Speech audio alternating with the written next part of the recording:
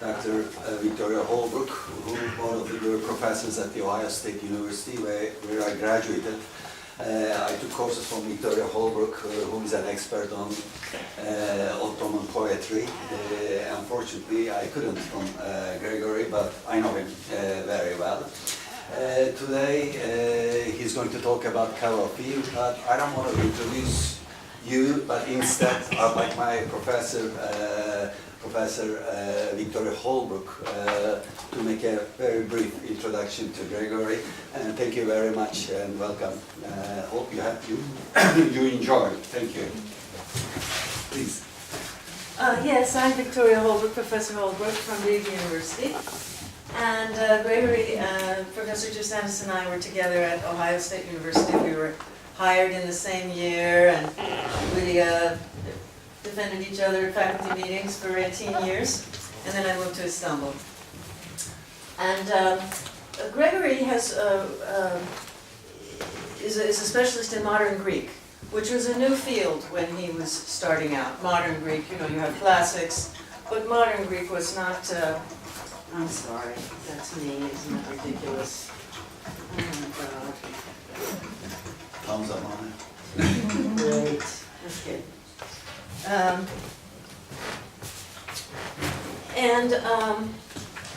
And really the field has grown with his career. Gregory is perhaps the most famous professor of modern Greek literature now working. And he wrote a book called Belated Modernity, Gecikmiş Modernlik. Belated Modernity, Aesthetic Culture and Inventing National Literature. And when this book came out, I was teaching Turkish literature myself at Ohio State University. And I read this book, I read Gregory's book, and I thought, wow, this is the perfect comparative framework for Turkish literature. And national literature, how is a national literature founded? What is its role in establishing a modern identity and a nation-state identity? So that was a very important book, and I brought it to my friends at Metis Yayınları,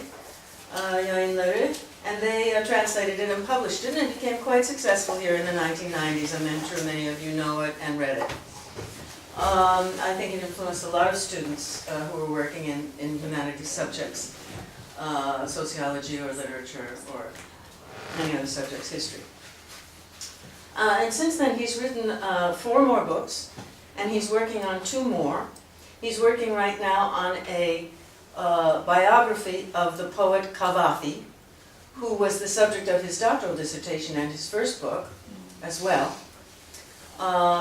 Gregory is a great specialist in poetics, and as I was saying before, I still use that book on Cavafy to introduce my students to the subject of poetics. I teach a course called Poetics and Architecture in the Architecture faculty at Boğaziçi University.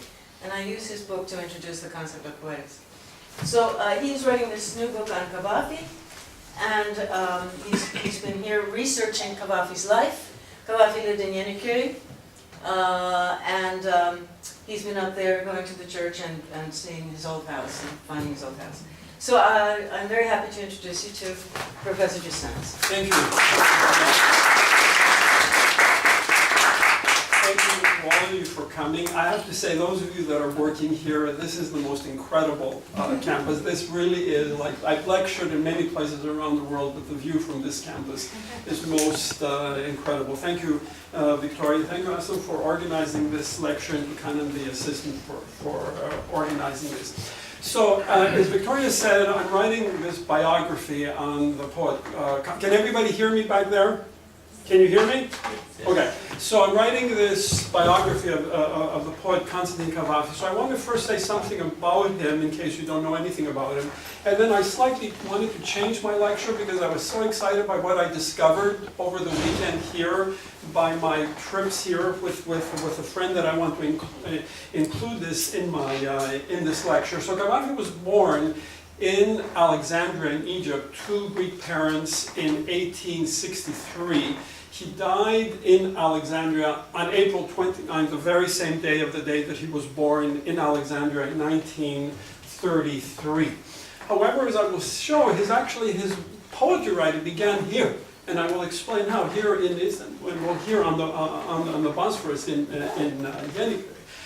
But the poetry that he wrote here, or the poetry that he wrote, he really, in a sense, abandoned. Cavafy is an example of a late bloomer, someone that came to fruition in his late 40s and 50s, which means there's always hope. If you haven't made it, there is always some hope. What he did in his 40s and 50s, he completely revised his poetics. He completely revised the way that he was thinking about poetry, and almost abandoned and renounced everything that he had written beforehand. Now, I assume most of us here are writers. Imagine if we have to abandon almost everything that we have written.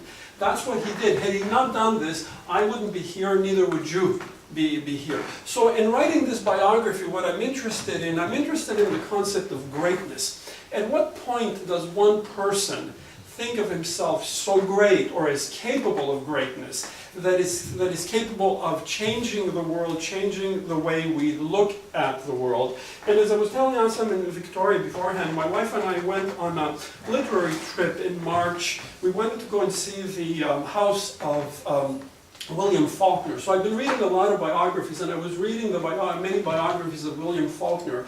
And he decided, you know, everybody would say that he's one of the greatest novelists of the 20th century.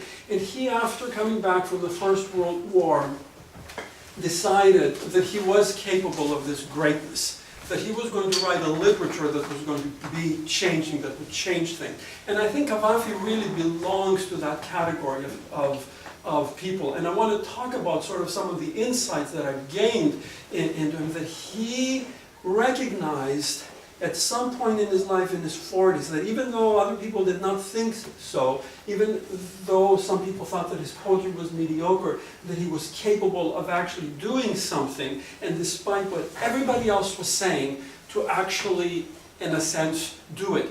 Cavafy is one of these people that risked everything for this success, including love, and won. Because most of us, if we want to do this, we're not going to win in that spectacular way, but he did. So now, this is sort of generally what I'm working in. So I'm interested in this. At what point did he change? At what point did he think himself capable of doing this? But now, let me go back to his stay, because I was so excited by what I discovered here over the weekend. So Cavafy was born in Alexandria, to a very, very important family that stems. So he always said that, he says in Greek, I am Greek my family is from Constantinople. So the family, both the mother and father side, had many generations in Istanbul. The father decided to move to Alexandria in the 1850s because of the cotton trade there. And in fact, he and the family, a number of Greek merchant families that were part of this Hellenic diaspora connected through in the Ottoman Empire, the Near East, and also Liverpool, they were able to increase the cotton production so much during the American Civil War, because there was no cotton coming from the American South into England. They were able, in a sense, to increase the production of cotton so much that the mills, the cotton mills and the textile mills in England never stopped rolling at all. And it was partly in virtue to the Cavafy family. He was considered so important that Cavafy's father was going to be knighted for his service, but he died. His children were all, in a sense, artists, not as spectacular in the way that Cavafy was, were artists, and the business collapsed. And Cavafy found himself, when he was young, instead of living in the luxury that he, as an aristocrat of this sort of cosmopolitan, European cosmopolitan society of Alexandria, they were in poverty, etc. The mother took them to Liverpool, brought them back, and in 1882, there were nationalist stirrings in Egypt amongst the Muslim populations because they were dissatisfied with the imperial British rule. There was an insurrection. The British moved in and were prepared to bomb Alexandria. And there were rumors that the Europeans were going to be attacked by the Muslims. So all the Europeans left. Mrs. Cavafy, the mother of Cavafy, not knowing where to go, not having much money, decided to come then to her father and her sisters that were living in Istanbul. And that's where this thread comes in, and we have very, very little information. we do know that they came originally and stayed in a hotel in Turkish Tarabya, and Cavafy wrote his first, so Tarabya in Greek, he wrote his first poem, so this was 1882. So it was interesting for me because in a biography, when you're writing a biography, and unlike other type of work, you are in a sense writing a novel, because you have to set, when someone's reading a biography, he or she wants to know where the person was, what is it that he was seeing, you have to set the person, you have showing him walking in places. So for me it was interesting, although the hotel is not there, it was interesting for me to see. And then they wanted to move, then the grandfather, that is on the mother's side, had a yali in Yeniköy. And that's what I was here looking. I've been looking for this for 2 years or 3 years. No one has been able to find that. I asked my friend Victoria, who had a carpenter there, to see whether anybody would. Nobody knows where this yali was. But the grandfather had rented at that time the yali to the Persian ambassador. So they had to go shortly, they leave for a little while in Kadıköy. So that they went to the hotel in Tarabya, went to Kadıköy, and then when the Persian ambassador left the house, they returned to their, to this grand house that the grandfather had in Yeniköy. But I said to myself, why is it that nobody has been able to find this house? So through this long circumstance, I know this man who lives here in Istanbul, and he, through the kindness of his heart, gave this whole day, May the 1st, even though I only know his sister briefly in Columbus, and he took me to all these places. So we went into Yeniköy, we went to the church, the Panagia of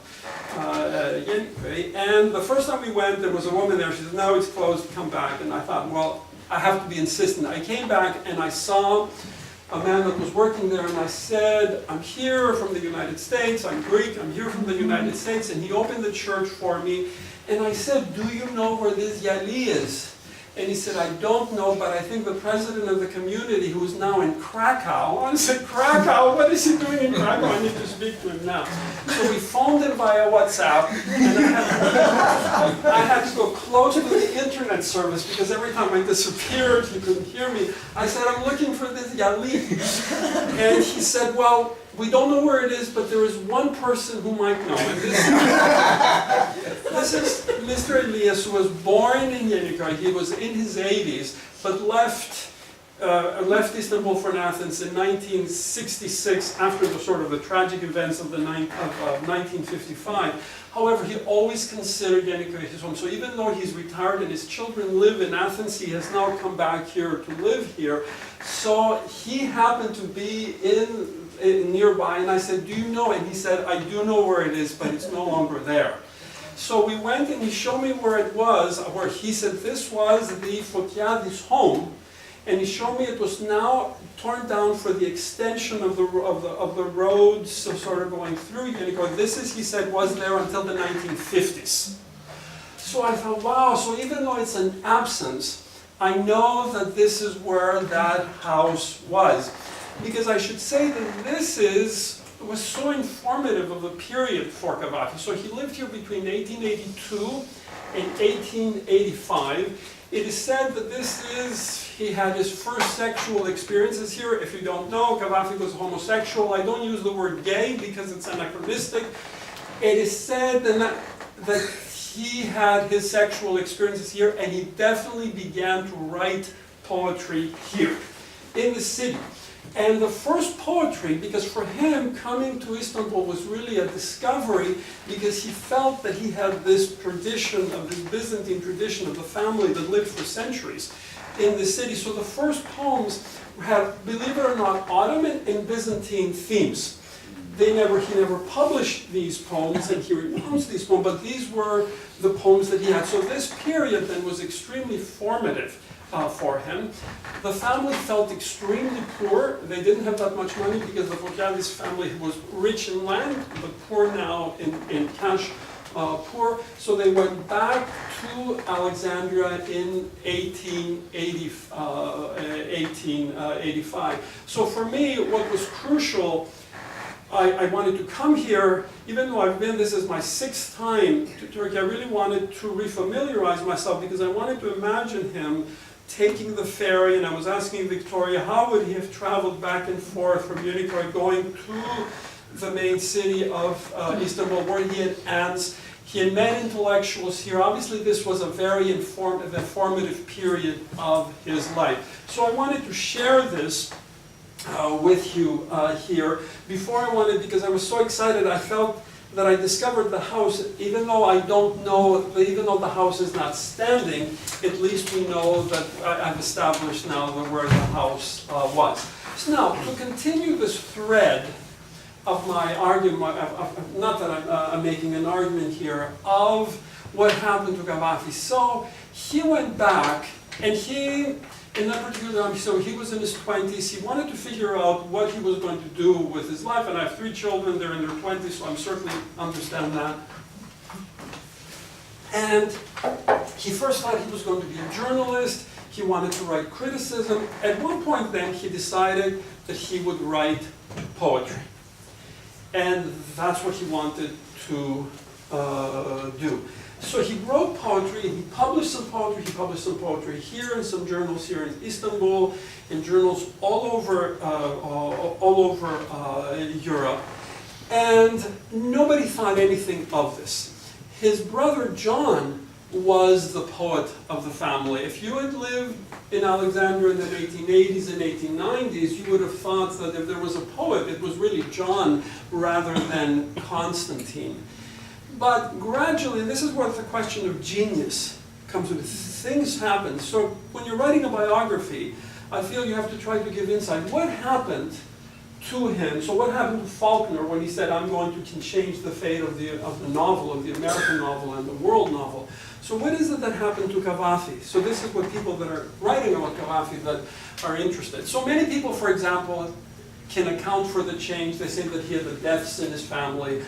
Most of his brothers had died. His parents had died. He had close friends who had died of typhoid. So he really experienced a lot of deaths in his life. People talk about the fact that here you have this aristocratic family. They had a grand house in Alexandria that was destroyed during the British bombardment, where they had coaches and servants, and the parents could travel, really a charmed life. One of the richest families in Alexandria that had a lot of rich Europeans. So you have the sense of loss there.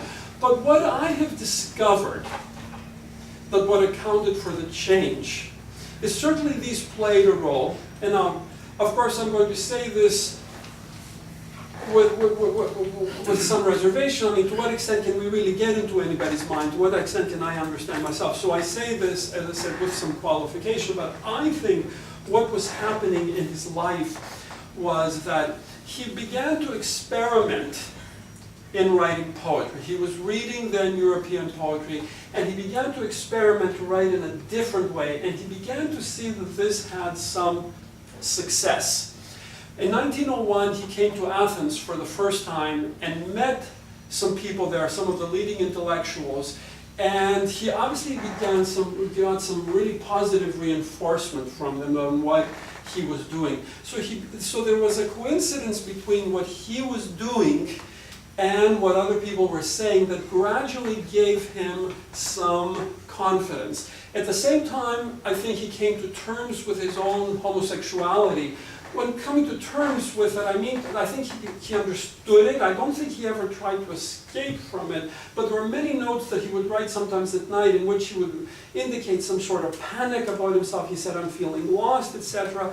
I think what was happening was he came to accept that he would live in Alexandria, that he would not, he thought that maybe to someone, he says, for someone like me, maybe like a homosexual like me, maybe living in London or Paris would be easier. He decided to live in Alexandria. He came to terms with his own sexuality, but most of all, I think, he came to understand that he really was a genius. Now, and because there are many notes, and there is a private note that he says, and look at me, a person, a genius like me, who's completely unappreciated and undiscovered. There are many notes. Now I know there are many people that have written notes like that in their life. So there is this sense that he had here. And he saw that when his brother John published his book, his collection of poetry, it went nowhere. So Cavafy realized that had he been writing the way that his brother wrote, or the way that he was writing, it wasn't going to go anywhere. If he wanted to become a world poet, if he wanted to write sort of world poetry of the type that he was writing, because there was one point, for example, he wanted to write, this famous poem, Ithaca, and he really saw himself as equivalent to Tennyson, and equivalent to Dante. That he too, because when you want to write a poem on Homer, when you think Homer is there, and so many people have written, what can you say something that is different? He thought that he could. He thought that he could say something that is unique, that is different about Homer, that is, because Tennyson wrote that famous poem called Ulysses. He thought that he was equivalent to Tennyson and to Dante. So slowly he began to gain this confidence, and he began to have some reinforcement. He saw that when his brother John published that poem, the book of poetry, it went nowhere. So gradually then, I think, this is my own insight, that he began to have greater confidence in himself, that this was what he was going to do. And even though when he began, some people in Alexandria didn't like the poetry that he was writing. They thought of it was prosaic, it wasn't lyrical, it wasn't metaphorical, it didn't have the qualities of poetry that they thought poetry should have. He persisted. He persisted, and sometimes he would work on a poem for 17 years. Now, how many of us can work on an article in a book for 17 years before publishing it? So he did this, and gradually then, they formed loose networks in Alexandria of people that really understood Cavafy's genius. And this is what I want to talk to you about for the remainder of the task. And he consciously created these loose networks with young men. Part of this erotic and poetic of seduction, I don't know if he had any relationship, sexual relations. I doubted it at that time, because I think at that time he was really interested in only one thing, and that is writing great poetry, and that is writing world poetry. He had a job as a minor civil servant. He didn't want anything more because he wanted to invest all his time in poetry. So when they said, why don't you leave this job, you're working for the British administration in the Department of Irrigation, we can give you this other job. No, he wanted this job that would give him all the time that he wanted in order to create this sort of world poetry. So what I want to talk about in the rest of the talk is, and so remember, so my whole theory is, how is greatness possible? When did he discover that he was capable of greatness? So what I want to talk about now is that he created these loose networks of young men who became his apostles. And who became his apostles and who spread the message of Cavafy. So Cavafy is one of these sort of charismatic figures that was able then to persuade others that what he was doing was great. And I think his own genius was that he would persuade others to feel lucky, to feel grateful that they know him. Which was really an incredible thing to do. So, I mean, I have all these sort of anecdote here, how he would try sort of to lure these young men, and he had these fanatical supporters. And there were things they were called like Cavafy's. They were people that were supporters of Cavafy. And I'm going to talk about them, particularly one of Vallanos, and then I'm going to talk about one to see how this started. So this particular one, I'm going to apologize, I want to read it because, as I said, writing a biography is like writing a novel. So here I refer to not Cavafy but Constantine, and part of it is to be able to capture the scene and to capture sort of the drama here. So, as I said, what he was able to do was that he was able then to create these networks in which people feel grateful and they wanted to meet him. So anytime anybody went to Alexandria, they felt they had to meet Cavafy, including E.M. Forster. sort of the great British novelist, who felt, and E.M. Forster felt himself, at the end of his life, one of the greatest things that he's done was actually to promote Cavafy's work. Now this is E.M. Forster talking about, and when E.M. Forster went back to England, he really did anything possible to talk to T.S. Eliot and others in order to get his work translated, in order to promote Cavafy. So in a sense, it wasn't just the poetry, it was really the person that was doing it. And this is, for me, what's interesting in this biography. What is sort of this person? And I'm sorry to say this, but I'm sure you wouldn't be surprised, because greatness does not always equal niceness. Cavafy, and I'm sorry to use this vulgar expression right now, Cavafy as a person was an asshole. He was not, and of course when you think of all type of greatness, whether it's you're finding a new company, or you're running a university, or you're the president, it doesn't necessarily mean you're going to be a good person, a good parent, or a good friend. And so therefore, this is what I discovered. So what I want to do for the last, so we have about We do have time. 10 minutes or so. Yeah, I want to yeah, you can go ahead. What I want to read is some of these 2 episodes of the way this sort of strategies of coaxing and luring that Cavafy did with his young men. And particularly I want to end with a second one, which could see how awful this could be on this one young person, Vayanos, who worked his whole life. He worked in order to promote Cavafy's work and thought that he was Cavafy's friend, only to feel betrayed at the end and to realize that Cavafy was not really interested in friendship. He was only interested in himself and only interested in... And I say this to a certain extent, it doesn't matter, right? Does it matter whether he was a good or bad person to us right now? And so it's interesting for me as a biographer, but I want to be honest here, I don't want to judge, because had he been a nice person, again, I wouldn't be here, and you wouldn't be here listening. Anyway, so, let me go then to read this first one. This is with Alex Mignotis, who was an actor. So I apologize that I have to read this second part. So, this is an actor a young actor in his 20s who just arrived in Alexandria. So having arrived in Alexandria in 1926, so you think Cavafy was advanced in age, he died in 1933, with a theatrical troupe from the National Theatre of Athens to stage Macbeth. He and his fellow artists took a break in the cafe of the Alhambra Theatre before the rehearsal, which was located near the cathedral of the Coptic Catholic Patriarchate, and just 10 minutes walk from Constantine's house. Mignotis was startled to see Constantine at the door, accompanied by 2 other people. Everyone then suddenly got up to meet the famous poet, because if you're in Alexandria, no matter who you are, you want to meet Cavafy. Mignotis in his mid-20s found himself awkwardly, quote, revealing my pleasure and honor in meeting such an important and famous poet. With reverence and barely concealed emotion, and I'm citing here, he offered Constantine his hand and could not pull it back, the poet refusing to let it go. This gesture seemed to last for minutes, leading Mignotis to look around at the ironic smiles breaking along his colleagues. So he's very conscious about this. And many times when men have written their memoirs about the Cavafys, they all want to say, not that anything happened between us.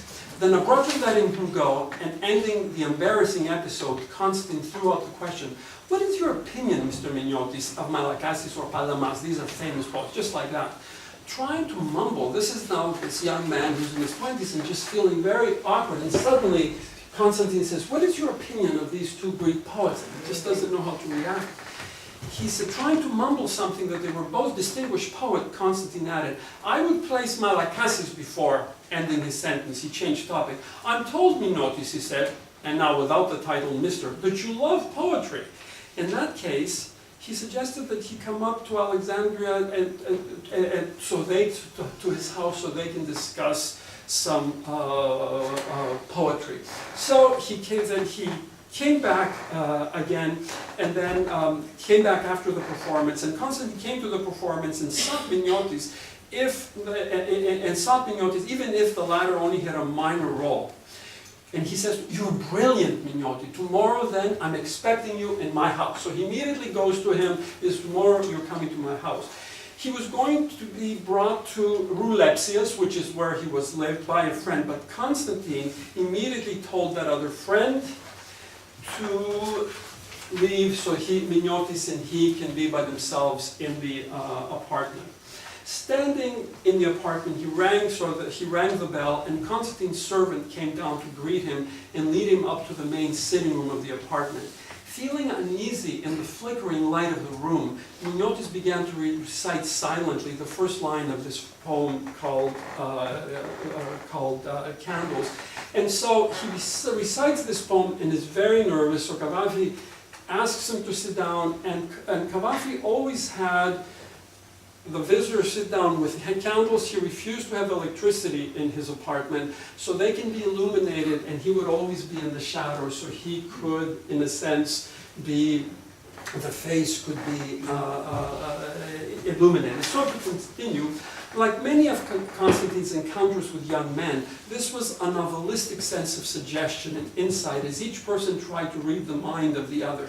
Mignotis understood that Constantine was offended because Mignotis actually wanted to sit very far away because he just didn't know what would happen, and Cavafy tried to put him in ease, etc. And at one point, Constantine asks him, and this is a very accurate translation, "Mignotis, when are you going to come out?" And Mignotis, he says, "Coming out?" He says, "As a poet. I hear that you're a very, very good poet." And of course, he had written poetry, but nothing like that. So you can see that Cavafy was really trying to compliment him in the way that he did, and actually try to include him in this circle of friends, in this circle of apostles who, when they leave Alexandria, they're going to go and spread this message. So if you ask me then, how was it then that Cavafy became famous? Because for fame you need two things. You need for work to be good, but you need for people to talk about you. It's that he persuaded others before social media to talk about him and talk about his importance. So what I want to do though is spend some time and talk about this other person whose name was Vaianos, and this is really important here. Let's see, where is it? Yes. So Vaianos was another young man who was born in Cairo, went to Athens, and once he began to read Cavafy, he found it, in his words, apocalyptic. He found that his life changed, and he said, "I'm going to dedicate my life now to his work," even though they had never met. He devoted a special issue of his journal to Cavafy's poetry. He published Cavafy. When Cavafy was attacked, because he was such a polarizing figure in Greek and Alexandrian society, there were people that really would attack him. He would go in the defense, he would write letters to newspapers, and he would send Cavafy packages of sort of special treats from Athens, and Cavafy would always write letters back, thanking his dear friend Vaianos. The letters were not like letters you write to a friend. The letters were like you write to your agent. It was always, "I'm sending you a new translation of the poem. Could you please send it to this newspaper there?" Or here are some clippings that appeared in a sort of this newspaper here. I thought it might interest you. It was always about him. Now, this was fine until the fall of 1932, when Cavafy was diagnosed in Alexandria with throat cancer. And he had come to Athens for an operation. Vaianos thought that they were the best of friends. Vaianos then, and they corresponded with Cavafy regularly. Cavafy never mentioned his illness. He never mentioned that he was coming to Athens. Vaianos, who had dedicated then his life to the promotion of his work, learned from the newspaper that Cavafy was here. So here I want to explore the impact and the scene that is caused, and at what with what cost greatness and at what cost genius. Again, I'm not criticizing. I'm just going to be reading here. So at this point, then Vaianos is really so disappointed. He said, how is it that he never mentioned that he was sick? How is it that I didn't know that he was here in Athens, that I had to find out from the newspaper? So I begin here. So in the first part of this text, I cite all the letters. We have all the letters, and the letters are always Vayanos, like in all the letters that you have to Cavafy, people are saying, wow, you're such a great poet, etc., etc. And he just writes, thank you very much. Here are 2 new poems. And if you look at Forster's letter, and Forster would say, Cavafy, like, you're so cold in your letters. I mean, aren't we friends? And he was incapable of, or unwilling to anything. So, I go here, these are about 2 or 3 pages. Reading these letters, a person might think that Constantine had been corresponding with a publicist or an agent rather than a friend. Rarely did he inquire about Vayanos' life, a person much younger than him who might have needed some guidance. He never said, hey, how are you? What are you thinking about your life? How are your parents? What are you going to do with your career? Etc. And once he actually sent a letter back to Vayanos' journal because he hadn't heard from him. So, during the entire period, Constantine never mentioned his health, not even in his last letter of March 17, 1931. Even though he had began to suffer worrisome signs of throat cancer by 1930. For this reason, Vayanos was struck, as he said, by a whip to learn from friends and colleagues and from reports in the press of Constantine's sudden arrival in Athens in July 1932. Even under normal circumstances, Vayanos would have been apprehensive about confronting his idol face to face. The greatest living poet in Athens, a man with whom he had been corresponding for years, to whom he was sending treats from his island of Chios, and for whom he had been fighting a public battle in Athens. These understandable misgivings were inflamed by the betrayal Vayanos felt at having learned from others about the poet's illness and appearance in Athens. He was hurt so deeply that for days he avoided the Hotel Cosmopolite in Omonia Square, where Constantine was lodging and where the literary elite was assembling daily. So everybody was going there. And everybody's telling him, aren't you going to go and see Cavafy? And he couldn't go and see him because he felt so hurt, so betrayed by the fact that he had to find out from a newspaper that he was A, ill, and B, that he was in Athens. Staying at home to nurse his wounds, he was plagued by questions. Weren't they friends? Didn't Constantine owe so much to this young devotee? Why hadn't he informed Vayanos that he was ill and coming to Athens for treatment? At the same time, Vayanos could no longer forestall the visit, especially as he had been hearing from friends and acquaintances of Constantine's sad state, his hoarse voice, and the anguish in the faces of Arika and Alekos Engopoulos, who were his assistants and helpers. What troubled him even more is visiting an ailing man. So Vayanos then decided to visit Cavafy then in his hotel before he was admitted to the hospital. He collected the courage for his visit, and he says, dizzy with worry at the first encounter. He was so overcome by anxiety as he approached the room that when he knocked at the door, he prayed that Constantine would not answer. But the old man, quote unquote, did appear at the door and asked him with his penetrating eyes. And everybody writing about Cavafy said that he has these penetrating eyes, that he could look right through you, and even when he was in your back, you felt that he was impaling you with his eyes. There, seeing him finally, Vayanos felt crushed. Expecting, quote, an embrace, a kiss, some warmth, he received only formal courtesy and a firm handshake.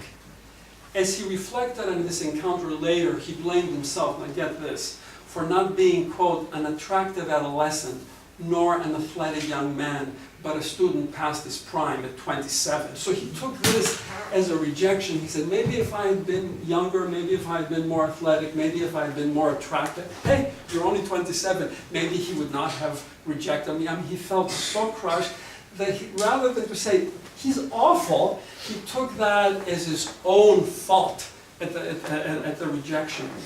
Constantine only added to the visitor's consternation by addressing him in the third person.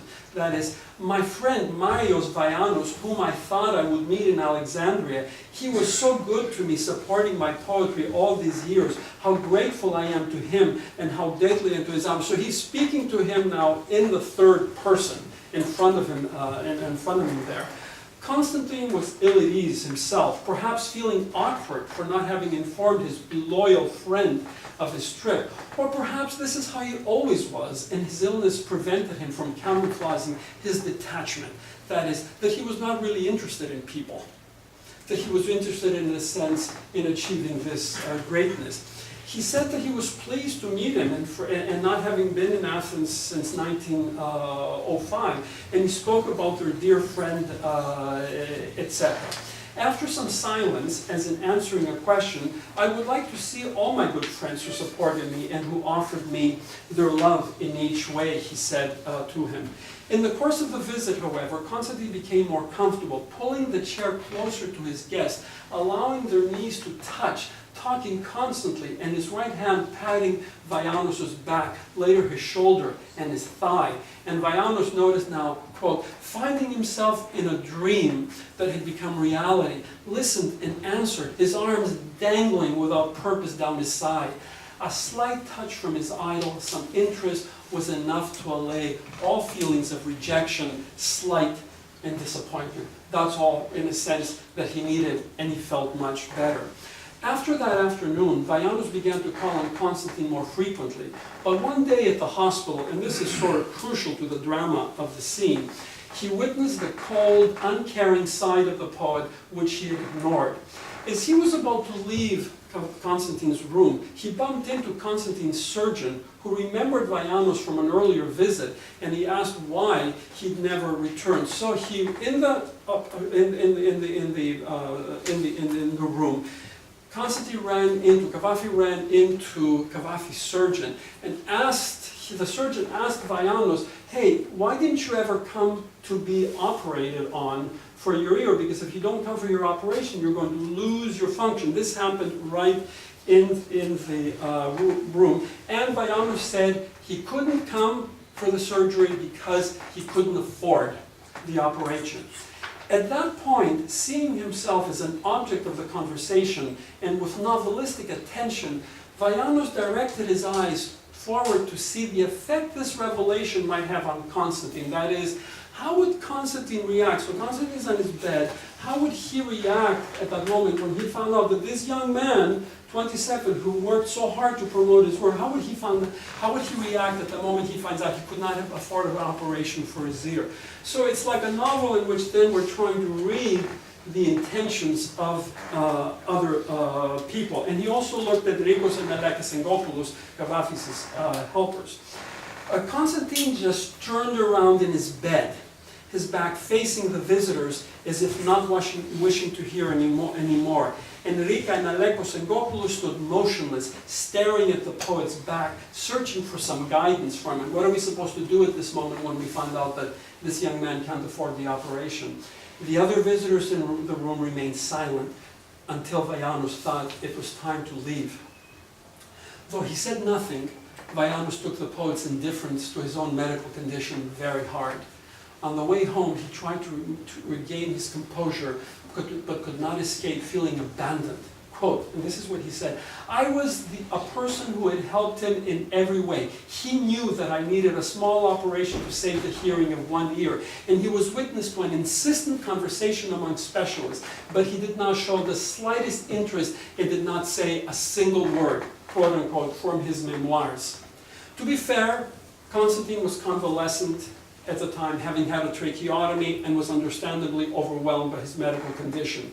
But Vaianos felt that he could have asked Rika and Alekos to intervene.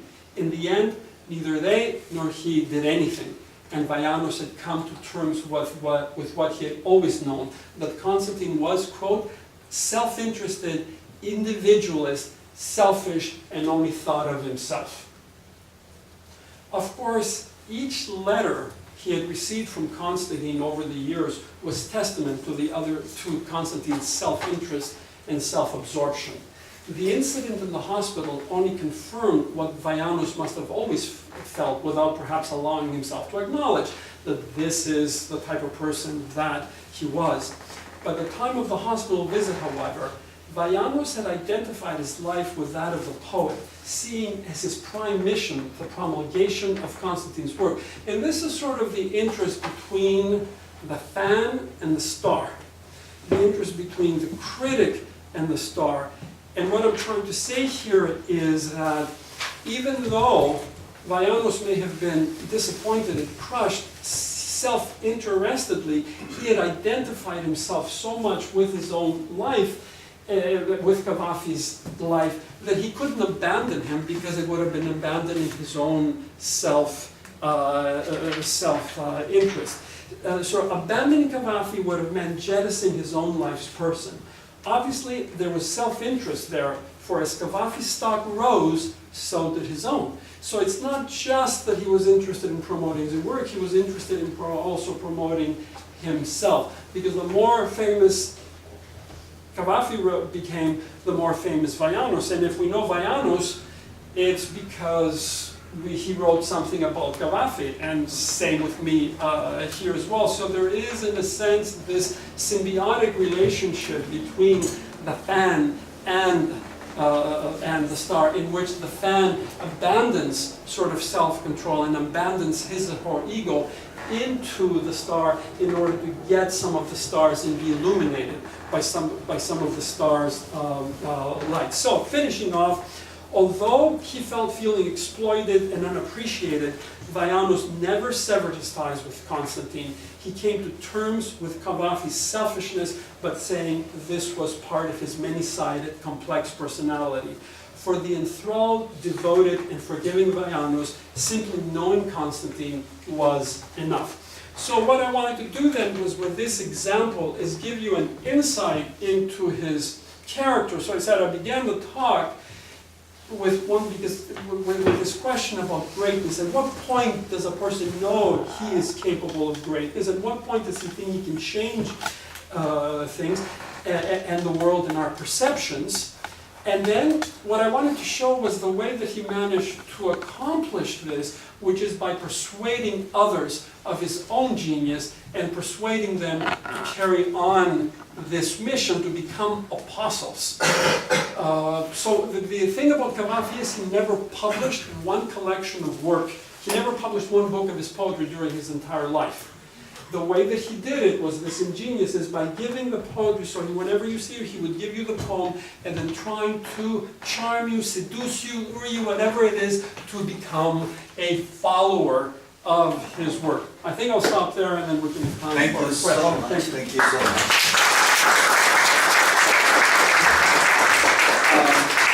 We have 10 minutes of break. Please enjoy tea if you would like to. 10 minutes later we'll be here for your questions and comments and analysis. Thank you. Now it's time for your questions and critiques and comments. The topic is all about charisma.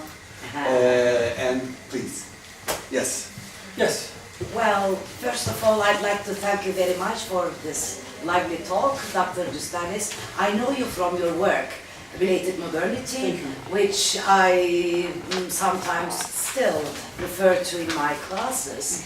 Well, please forgive my ignorance in this question.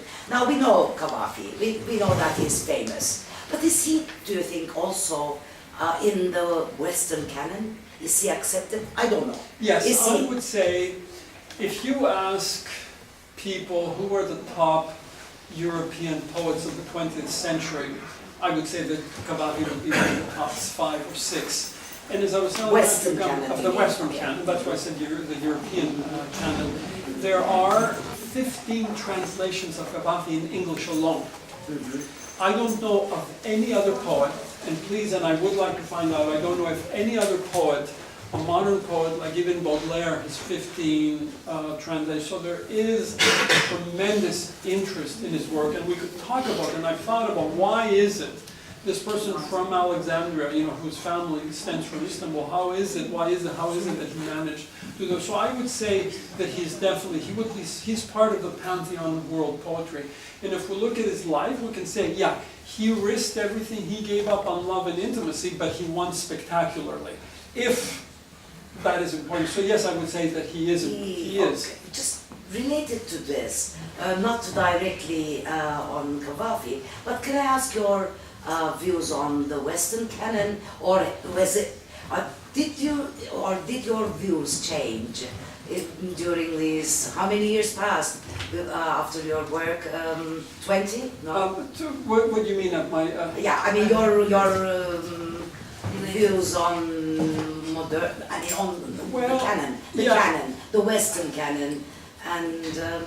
Obviously, you see what I mean? I mean, is it my own? You know, when I wrote that book, I was in my 30s, and I think the more reading and the traveling that I've done, particularly, so I learned Spanish because I wanted to teach and lecture in Latin America.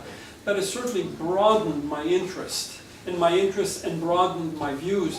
And doing, for example, the work on Cavafy, for example, just related to this, we talk about the cosmopolitanism of Alexandria. And what I didn't sufficiently understand when writing the book is that this cosmopolitanism was really a phenomenon restricted only to the Europeans. It did not include the Muslim Alexandrians. So, and that for me was, I mean, I knew it, but it was really an eye-opener. So Tal Halim, an Egyptian critic who works at New York University, has written about this. But in my own view, looking at this, and looking at memoirs of Greeks, because I wanted to know how did Cavafy view the Egyptian, sort of the Muslim Egyptians. And the Greeks would disparagingly refer to the Egyptians as Arabi, which is the black. And Melpo Axioti, who was a very famous Greek writer who stemmed, her brother was Benakis, and if you go to Athens, you'll see this great the Benakis Museum, and also the Benakis Museum of Islamic Art is really one of the most comprehensive in the world, and it's housed in Athens. So he was interested, one of the few that was interested in Islamic art. But she relates a very painful episode in which her uncle Stamatis was walking in Alexandria, and a black, an Egyptian. So the air blew, the wind blew Stamatis' hat off, and the sort of an Egyptian Muslim picked it up and wanted to give it back to him, and he couldn't accept it because it was touched by an Arabi, a black. So we learn more of this, so this cosmopolitanism really did not include Muslim Alexandria. And in my research, so as I wanted to place Cavafy in Istanbul, I wanted to place him in Alexandria. European Alexandria and Muslim Alexandria were completely separate phenomena. Completely. There is that poet from Italy. Ungaretti. Yeah, Ungaretti. He had this Arab friend that he wrote about. Yeah, I don't know about Okay. that there. I'll sure. But it is interesting that Forster had his first, sort of had this lover who was a Muslim. He was a conductor. yes? Now it's interesting there because Forster could talk about this and actually wrote very explicit Yes. letters to Yes. his lover, whereas Cavafy did not at all. Cavafy talked about his sexuality in the poetry, but never in the correspondence. Now we don't have much of Cavafy's correspondence, which I was telling to some of the listeners is really a big shame. So he collected everything. If you look at, I've seen the archives in Athens now, every ticket, every stub, every bill, every laundry list he has kept. Unfortunately, we don't have his letters because the people, the recipients did not save his letters. Anyway, more questions. We had some questions here. Yeah. You said he was homosexual during the Ottoman Empire. Didn't that affect him? Is that why he went to Yenikoi to stay away from the center? I try, this was sort of, I remember sort of writing here to my friend here, Victoria, for help in this, because we don't know anything about his life. Because he wrote extensively letters from here to his friends, and we know that the recipients, so we don't have his letters, but he kept their letters, so we can assume what he was writing about. He was writing about his sort of impressions of Istanbul, comparing it with Alexandria. So I'm trying to figure out, so one of sort of this Rika Sengopoulou, who is Aleko Sengopoulou, they really helped Cavafy at the end, and they became sort of his heirs. And they published the first collection version of Cavafy's poetry after his death. She claimed that he had his first sexual experience here. So the question is where?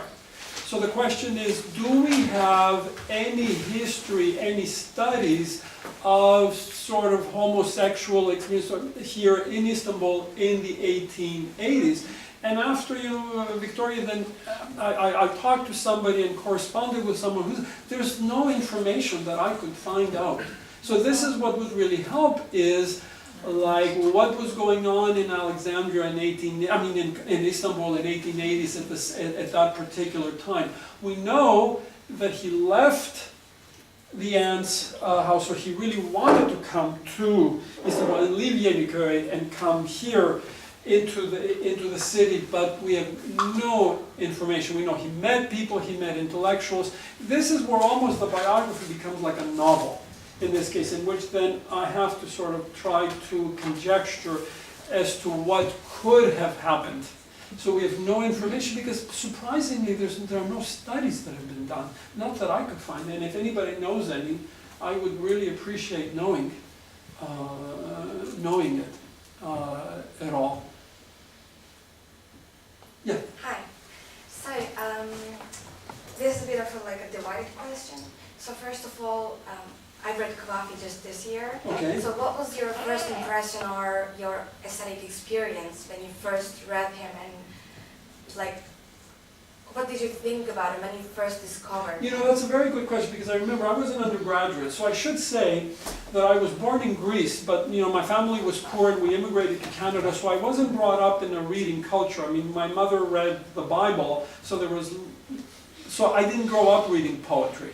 I didn't come from a middle-class family, so I grew up as a peasant, and then we were working class in Canada, so there was no reading until I went to school, and it was really at university that I began to discover literature. I remember I took classics, and my classics professor said, well, you might be interested in this poem in reading Waiting for the Barbarians, and finding it really apocalyptic, because there I discovered something new that I did not know beforehand. So if you ask me then the question, why is it that Cavafy has become, in a sense, famous? It's because I think he was able to look at his own personal life, which is a homosexual writer, a fallen aristocrat, part of this Hellenic diaspora, being a Greek living in Alexandria. He was able to look at history and life from that perspective and give us something new. And that's what I think accounts for his greatness. So looking at that poem, and I felt that, I was reading something that I did not know before. And this is what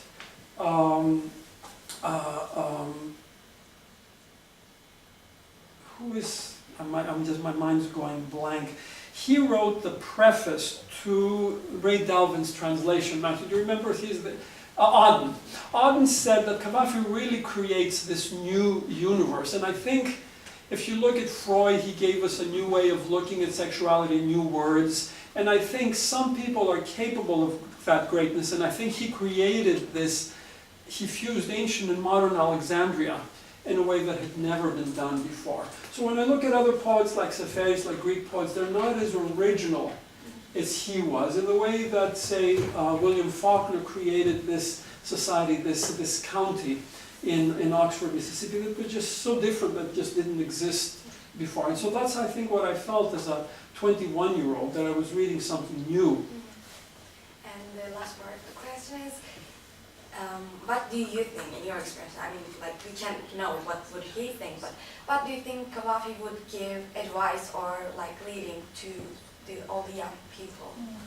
What would be his advice to, if he could say something? That's a very good question, because we were discussing this over lunch. because I think right now, so I have 3 children, they're millennials, right? They're 29, 26, and 20, and they're all in the arts, which I say for me, you know, wow, like they're all in the arts. But I think, so I'm dealing with millennials constantly in my classes. And I think the millennial generation is feeling financially insecure, and I think because of this financial insecurity, they are very much reducing and following the overall capitalist intention of reducing all experiences to use, to instrumental value. That is, we value things only if they're useful, only if they can do something for us, only if they can go somewhere. Cavafy too encountered that, because we talk about the cosmopolitanism of Alexandria, but it was really a mercantile society of businessmen who were not necessarily interested in culture. Some of them were, on the whole, they wanted to make money, and they wanted to make a lot of money. They really did not care that much. Some of them were interested in culture. Cavafy was smart. He could have entered that. In fact, the Benaki's family offered him a position, and he refused it. So I would think the lesson would be that if you're interested in the arts, if you're interested in beauty, if you're interested in poetry, do it, even if it's not going to have the same financial rewards as the other people that are doing engineering, etc. So I would say that's Cavafy's advice, and that would be my advice for all it's worth. And that is, I believe we need experiences that have value for themselves. And that's what aesthetically is, that's what the aesthetic experience is. It teaches to value something like that view over there, or the poem. It doesn't have to be reduced to use. And I've written a book on friendship, and I try to relate friendship to beauty, and I say that both of them, friendship and beauty, cannot be reduced to use. In an ideal friendship, you're in the friendship because of love and affection, not because you can use that person for something else. And that's what I think beauty is, and that's what I think he did in his life. He lived very poorly. I mean, that he had a comfortable life, but in no comparison to the life that he had as a young boy. He could have been like the Benakides and have this huge mansion in Athens when they left. And he did not want to and could not want to. He had that desire, that voice pushing him to write poetry and I think also achieve greatness. So I think the advice is, if you believe in that, don't listen to all the other voices of your parents and all that, and I think go ahead and do it. That's what he did. That's a great answer. Thank you.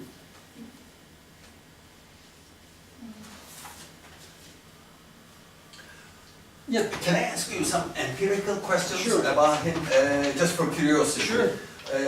Was he using any kind of drugs, like marijuana or other things of the time? Not that I know Not of, that no. we know. He was, that's the other thing, he was living his life as a bourgeois because he never wanted to risk his, this is the contradiction, like we're all made up of contradictions, right? He was very radical in his work. He was very radical in writing about the homoerotic experience in Alexandria or in Europe when people were not doing it in the way that he was doing it. But he never wanted to be rejected by the elite. He thrived, he always wanted gossip, he wanted to be invited. He would say, oh, I was invited by so-and-so, I saw Mr. and Mrs. Benaki at the theater and they invited me. I was the only guest in the house. He wanted to be part of that elite. So he would never have done anything to risk it, and he also had the Oscar Wilde scandal in the news in that particular time. So he was daring in what he said, but he would never have done anything personally to risk his still privileged situation, because the Cavafy name still opened a lot of doors for him in Alexandria, and that he did not want to lose. Yeah. The other thing I'd like to mention is this confidence thing.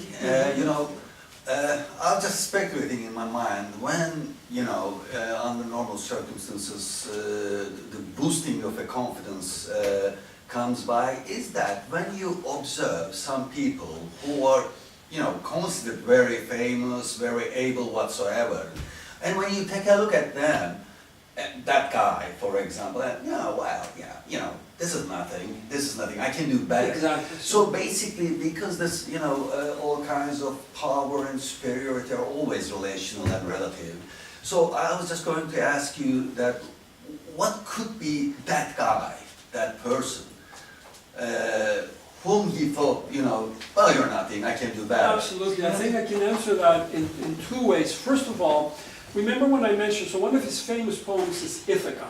Yes. And Ithaca is really, so he wrote the first version it's really in sort of the 1890s, which was a very sort of poor poem, but even then, he felt that he wrote in a note that he was thinking of writing a poem on Homer.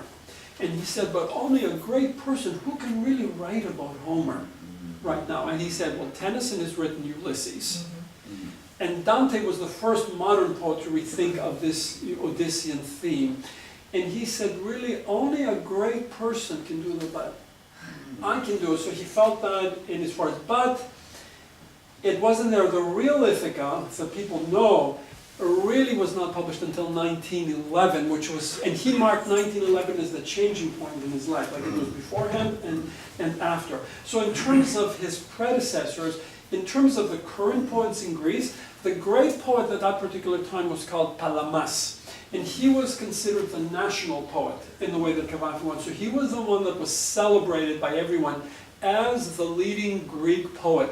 And he wrote poetry in the way that people understood then as poet. That is lyric poetry with great national themes. Cavafy wrote a very prosaic poetry. There's no metaphor in his poetry. That's why it's easy to translate. There is no metaphor. So people were saying, this is not poetry. They were rejecting it. But he felt, hey, I can do a better job than Palamas. So there was constant controversy in all his life between him and Palamas. And, I mean, it's almost like Greek society was divided. Are you for Palamas or for... Can you imagine, like, people really cared about poetry that much? That they were divided between Palamas and Cavafy.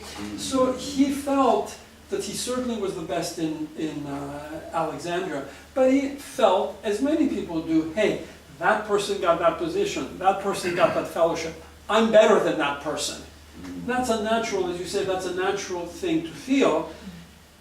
This is what I think this is exactly how he felt, and I think he knew that he had to write in a poetry in a completely different way, in his own sense of genius and persistence was when everybody was saying, they were saying, this is not poetry, this is journalism.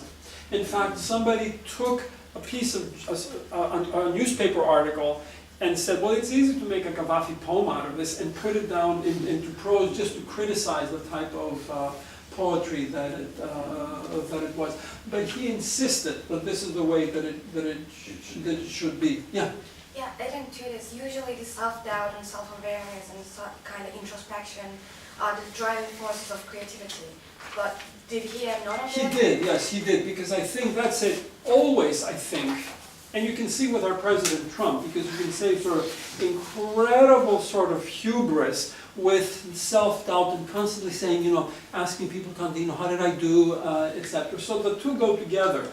So there was the great self-confidence, but then always the doubts at the same time, and the constant need to hear, you're good, you're very, very good, yeah, you're really a genius. It's really interesting, and so for me it was interesting to explore the relationship between sort of the fan and the star. You all know Eminem's song Stan? Yeah. So those of you that do, it really is how the fan surrenders his own individuality to be in the presence of the star, and how the star really needs to have all that ego coming there, so to expand because without it there is going to be no major. So if you don't know it, listen to it. It's a bit disturbing, completely misogynistic, but it really deals, I think, in an interesting way in the relationship between the fan and the symbiotic relationship between the star and the fan, and how one needs the other and one cannot exist without the other. So this, what I read for you, was exploring in this chapter this relationship between the apostles and, I'm not going to say in this case, but the great man. Yeah? Just if occurs to me as you're saying that, of course, the ultimate act of fandom is the writing of a biography. Yeah, that's right. So I'm curious, and I love the story of the search for the missing Yalı, which is fascinating. I'm wondering what you're going to do with that absence. And what I mean is, it reminds me of this famous essay by Seferis, where he compares Cavafy's poetry to pedestals without statues. And here we have the Yalı, where it used to be, the space, the absence. That's right. And but what's haunting about the story is your search for it.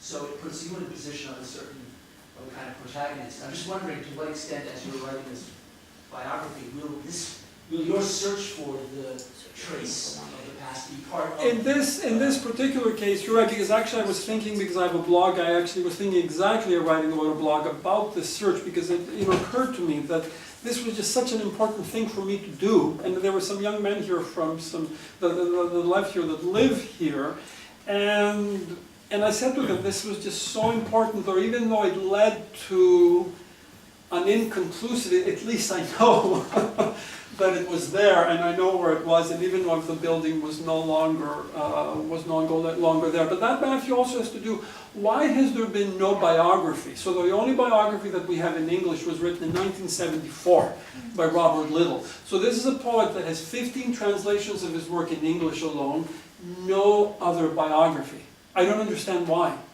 There is a tremendous interest in Cavafy. I taught a seminar in Buenos Aires in which I had like 30 people in Buenos Aires. You know, you can do a talk on Cavafy, people. I mean, and this is part of my own, in a sense, thing, right? Like, no one would come if it were for another topic. I know this. Cavafy sells. Cavafy sells, and it's, why? I mean, why are you interested in him? Yeah. I also wonder that in the art field or in academia, how does the fame of the Cavafy as a liminal character who lives in Alexandria and comes from the Hellenic diaspora affect the other Greek poets' perception by the audience, like Seferis or Yannis? Does the Cavafy's being a famous poet open a place for the other Greek poets, especially in the western part of the world, or he became so dominant to decrease the others' visibility? It's interesting, that really is an interesting question, because Cavafy is another example where in Greece you almost have to become famous abroad in order to become famous in Greece. So he became famous more early, outside of Greece than inside, because Greek readers were really very resistant to his type of poetry, because he wasn't writing lyric poetry, he wasn't writing about national themes. In fact, he said, I'm not Greek. I'm not Greek because I am of the diaspora, which is very hard to accept if you're living within the country, but certainly has helped other people read more about Cavafy. So as his stock has risen, more people outside will know about the other Greek literature. Yeah, but he certainly was, and maybe I would say one of the reasons of his fame is that because he is so liminal, and he wrote about our society of globalization 100 years ago. So what is it? He wrote about ethnic racial mixing of the Hellenistic Empire and the Roman Empire. He wrote about homoerotics, or the identity and confusion. He wrote about all the topics 100 years ago that are really interesting to us right now. And he was able to foresee in ancient Alexandria our modern condition, which is one of ethnic, racial, religious mixing. This was not modern Alexandria, because there was no mixing. Sort of the Europeans did not intermarry. They may have married within themselves, but not with the Muslims. There was a strict divide between sort of the European Alexandria and Muslim Alexandria, the type of that we can really understand now. And that was what we ignored beforehand. And in fact, this is a whole trope when many people then, critics like Healy, went to write about Alexandria, say in the 1960s and 70s, they wrote about their disappointment in not finding the cosmopolitanism that existed in Cavafy's time, because they just found then homogeneously sort of Muslim city, which did not correspond to this image that they saw in Cavafy, in Forster's letter, in Durrell, etc. So all these people created an image, but it was an image that didn't really represent the whole city or the dominant population of the city. It only represented a sort of a tiny minority. So when we talk about cosmopolitanism, it was a really very limited cosmopolitanism, only of the Europeans. Yeah. I would like to learn about your response to the rewritings of Cavafy's in the popular culture or contemporary culture. One example we have here in Turkey. Turkey is, you know, the poem "The God Abandons Antony." Yes. Was adapted or rewritten by Leonard Cohen. Yes. And then we got it translated into Turkish, and one singer here with an arabesque tone adapted it into Turkish with a very good translation by a very important translator. The Alexandra Leaving became Istanbul'a Elveda, like farewell to Istanbul. I would like you to read it. Maybe we could do a back translation for you. So, very interestingly, one way of receiving Cavafy for us was through double translations, yeah, where he traveled from actually the Greek Plutarch text was the original text, which Cavafy himself rewrote, and then it went to Leonard Cohen and came through translation here with an arabesque tone. Well, that's an article. That's worth an article in itself. Yeah, I'm serious. This is one of the speeches I made here in Boğaziçi University 3 years ago. So I would like to learn about your response about this thing that the text is being translated and rewritten and circulating from this Greek poet to Turkey through Canadian and Turkish. That's a wonderful example when you talk about world literature, because then I think that's the answer to the question of your colleague about Cavafy's place in the canon.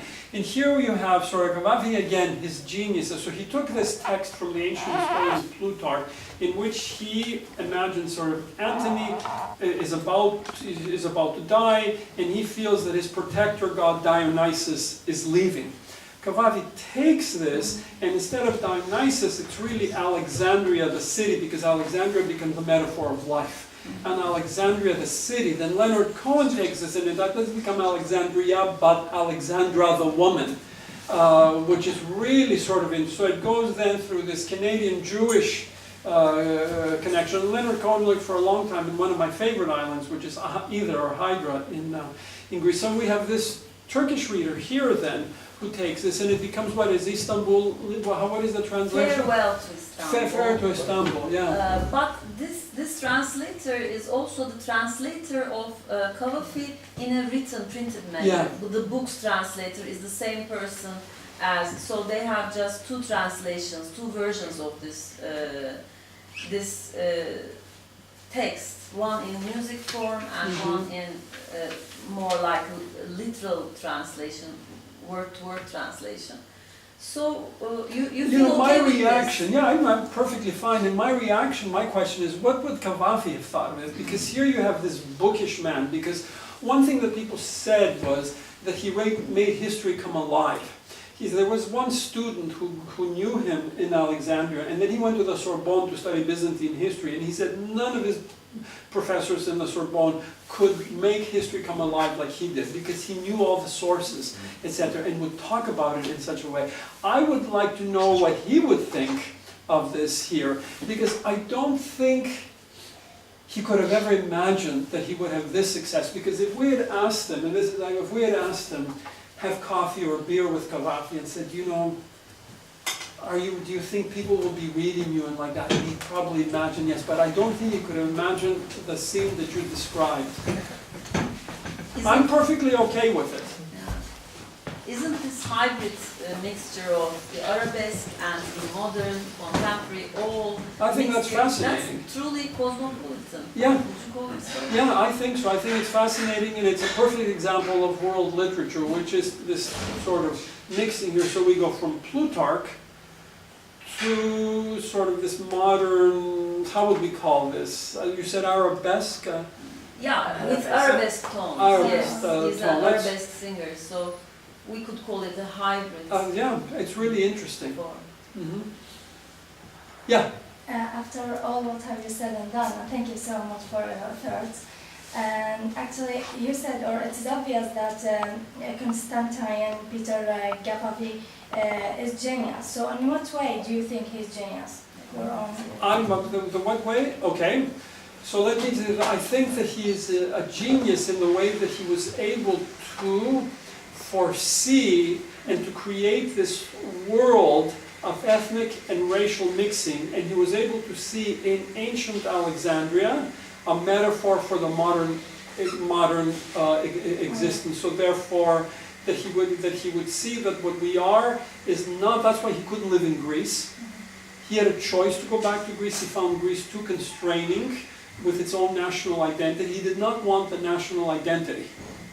He wanted really, he saw himself as this cosmopolitan international poet, and I think that was his genius. He was able to write and also use the homoerotic experience as a metaphor for the liminal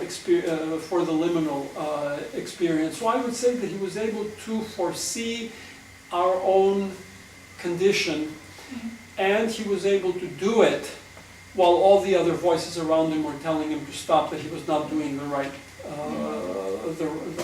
thing.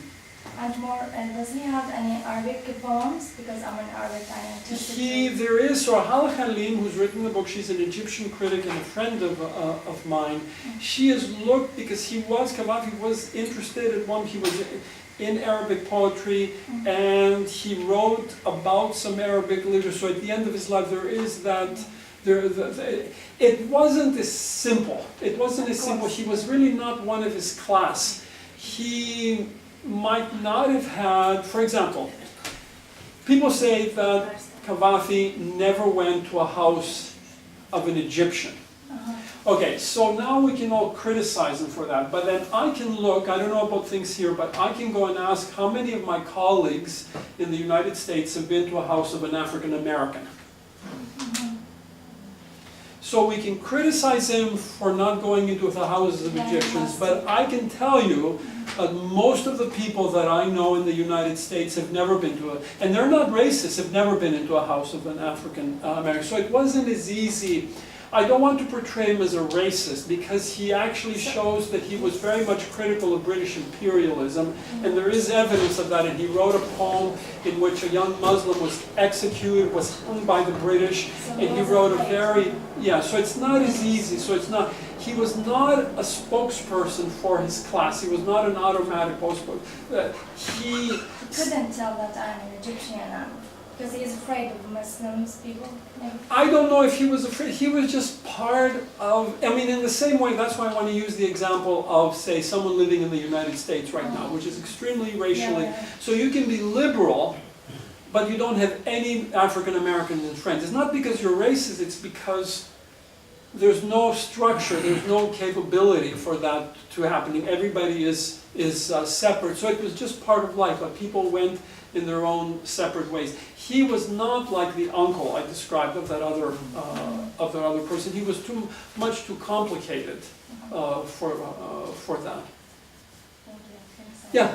Well, him being a Greek, but not enough. I mean, he says that I'm not Greek. I have to say that he was liberal. He was not really Greek, and that he really didn't want to live in Athens. He did not believe in this sort of national identity. He did not need to have this national Greek identity.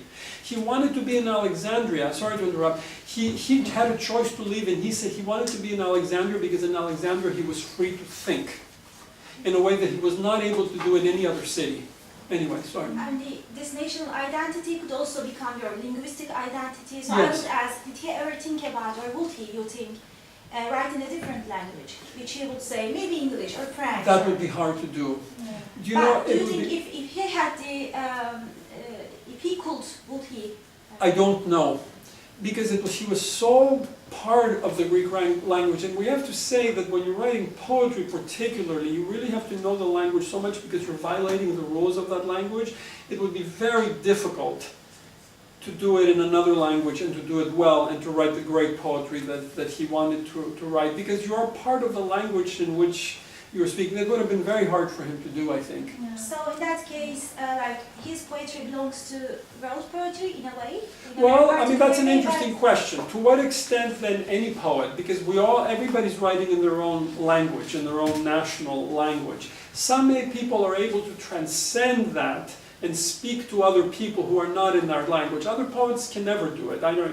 So just because you're writing in one national language doesn't mean you cannot speak to other people. The fact that you're all here indicates that he must speak to you, even though he wrote in Greek. But not everybody can do it. I don't know if I'm answering your question. Some people, so just because we write in one particular language doesn't mean we cannot communicate with other people. I mean, that's the whole point of translation. Not everybody can achieve it. Not anybody can achieve that. Doesn't have any Greek. So in that case, his language is still authentic in its own sense in Greek, but at the same time could still surpass. He's authentic because his language is not, like, why are there 15 translations in English? Because, and I think one of it is, I think he's easy to translate. He doesn't write in a metaphorical way, so therefore he lends himself at least to English translation very well. But maybe in other languages he doesn't. Like 15 translations is just like, why are there so many? And the translations are largely debated. There are lots of translation criticisms because I read some of them last week. And translators are also writing accounts of their translation processes as well as self-criticism. Well, because I think what makes him difficult to translate, in Greek there is a tension between what is called the demotic language, that is the language of the people, and I talked about this yesterday, and the purist language, what's called katharebusa, that was imposed that was created artificially in the beginning of the 19th century. It was a language that was purified of Turkish words and based on ancient Greek sort of syntax. So there is a tension between the demotic and the purist language. He writes in demotic, but he uses some of the elements of katharebu, so that's impossible to translate in another language that doesn't have this diglossia. It's like, I guess, Arabic, if you can do it, say, I know because my second son studied in Morocco, so there's a difference in Darija, sort of the local, and then the modern standard Arabic. How do you, if you have an author that includes both elements, how are you going to translate that into another language that doesn't have that situation? So Greek has this situation, this diglossia with a purist and the demotic. English does not. But you face that again if you want to translate Faulkner. And he has the language of the blacks, the language of the slaves, the language of the way people speak in the American South. How are you going to translate that into Turkish where you don't have a similar situation, right? Something is going to be lost. Like, how are these people going to speak? Are they going to speak from another province outside of Istanbul? I mean, how are they going to speak? But it's never going to be the same. It's never going to be the same because that indicates American reality. Slavery, the local dialect in the American South, that cannot be reproduced. Even if you can translate it word for word, it cannot be reproduced in another situation. So that's, in that case, that part of Cavafy is lost. It cannot be translated. He also cites ancient Greek texts and Byzantine texts. That tension cannot be translated at all. What do? Do you go into Old English, and that's... Shakespeare in English? You're going to lose it. Yeah. Yeah. Have you ever had the chance of reading Robert Wall's Generation of 1914? It's a book on generations. No, I don't. I think it's a fascinating book. looking at 5 different countries, Italy and others. And as a generational tendency, he's looking at the intellectuals. And what you see and what you notice there is that if you're a good poet, you have really charisma. I mean, the society gives you status. I mean, status is important because Yes. you can't get status by yourself or by your father, but the society gives it to you. And you notice that, you know, there are generations of, you know, intellectuals who were very much involved in poetry, literature, and by that way you get, you know, charisma, status, and that sort of things. I don't know why. Perhaps the idea of utopia was still there. That is why poetry and utopia are interlinked and that sort of things. I don't know. I mean, I'm just thinking right now, like thinking about the millennial generation, for example, that you very well know. If you're a very good poet, can you be sexy, for example? Can you be right now of status? Can you have status just like that? I think that generational trend might be interesting as Yes. well. I think you mentioned something very important because we're writing at a time when literature did have status as a national institution that it no longer has. So if I said, for example, mercantile Alexandria, not everybody was interested in poetry, but poetry wasn't considered an important part of life in the way it no longer is right now. And the novel continued to have status, but even the novel is losing it now. And we're all finding ourselves in a state of flux, all of us that are in writing. I just heard, for example, before I came, that Stanford wants to close Stanford University Press. Now here you have one of the richest universities in the world, in Silicon Valley, it wants to shut down Stanford University Press. Well, if Stanford University Press closes, what does that, and this is not a poor university, it's one of the richest universities, it must cost them nothing to run it. And they're thinking of shutting it down. So that's just an example of what we are facing right now, the confusion of writing that didn't exist at that time. At that time, it started, even in my village, say you were a teacher, in my village there was status. Now, you know, what status is there to be a teacher? None whatsoever. Zeitgeist. Any other questions? Please go ahead. Yeah. No, it's all right. Please. In Turkish literature, I've heard this comparison, that Nazım Hikmet and Seferius are quite like, they share the same motifs and they are like counterparts, and I think Greek culture and Turkish culture and societies share a lot of... Of course. Like, they have shared culture. Of course. So like, how would Cavafy, do you think, would get along with the Turkish pantheon of poets? Like, it's hard for me to say. Yes. Maybe Yahya Kemal, Yeah. Yeah. Yeah. as he tries to put the old and the new together. He writes modern poetry in divan şiiri, aruz, meters, and he writes old style things in free verse. And That would be an interesting sort of short story on getting these two people to meet. Okay, well, I think our great neighbor, living still right over there, the great poet David Regret, is very happy today. Given that, focusing on poetry, the great poet, he would be, I think, very happy. Those of you who have never visited his museum, his house is also a museum, David's museum. Well, thank you very much. That was a fascinating topic and discussion, and thank you very much for your interest. Thanks. I want to thank everybody here. This was a really great discussion. Here we're sitting for almost 2 hours. I can tell you that it would not be possible in my own university. I would not be able to bring that many students, and nobody would stay for that long. Thank you so much. It was a great discussion. And those of you who have extra questions, perhaps might come down here and ask.